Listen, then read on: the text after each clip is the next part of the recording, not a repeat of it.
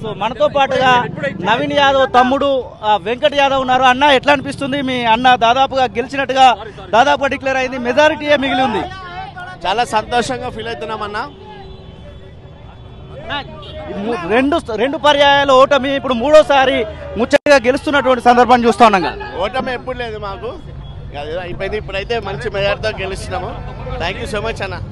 So ఇది వెంకట్ యాదవ్ చెప్తున్నటువంటి పరిస్థితి. ఖచ్చితంగా గెలుపు పైన ఆనందంలో ఉన్నటువంటి సందర్భాన్ని చూస్తూ ఉన్నాం.